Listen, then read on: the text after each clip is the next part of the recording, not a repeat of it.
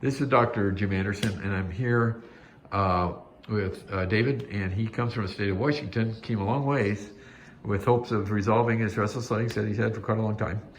And he's only about, 4 days out, aren't you? And he seems to be doing better. Pretty sure he is. So what we do here, we do one leg 1 week, and then usually from people from a distance, we do the second leg the second week. And so you've been on less medication a little bit. Is that true? Yeah, good medication. Yeah, okay. So he's sensing there's improvement and there's a difference between the left and right. And why I'm doing this is because we're finding something very interesting on his ultrasound. And I'm gonna pan over here.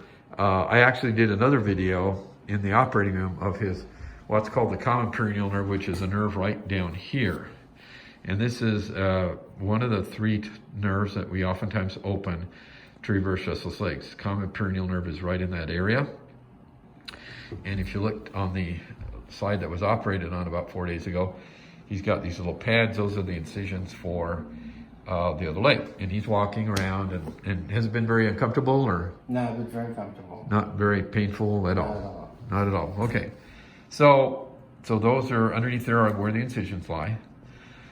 But the reason I'm showing you this is when these tunnels become tight, when we are doing surgery, you can physically see that the nerve becomes distorted, it becomes compressed and kind of crushed, for lack of better words.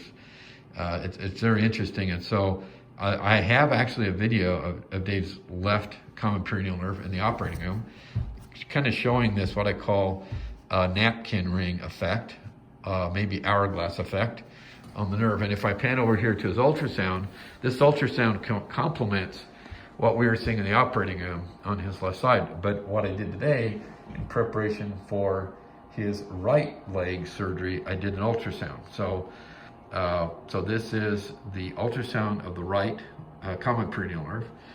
And if I can point to this area right here is the nerve. This is the nerve. If you follow up this way, to the right would be going up to the hip.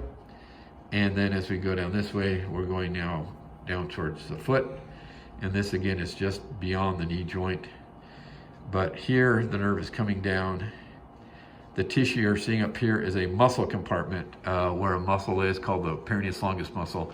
And oftentimes right where the nerve is here, it's being compressed back here, but even more so down here, right when it dives into the compartment, there's some tissues that really bind down on it, and you can definitely see there's a difference in size between here and here. I think this was, I can't remember exactly, but I think it was like 2.9 millimeters, and this might have been closer to 4 millimeters. So this is that pinching effect that you see in the operating room. So it's interesting if you just waited in the operating room, which we don't want to do, but if over time we do see that this length of nerve becomes more equal in diameter very quickly, but that's how much pressure is on the nerve. So it's just another way for us to tell people that there is another option there, that indeed I believe that there really ought to be another term for restless legs, and we could call it restless leg compression syndrome, because there is definitely a set of people where compression can play a role. And this is evidence with ultrasound.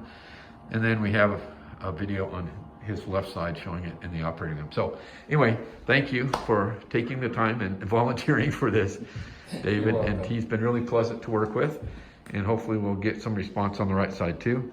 And as always, give us some likes if you're listening to this, and any comments would be appreciated. And please consider subscribing to our YouTube channel.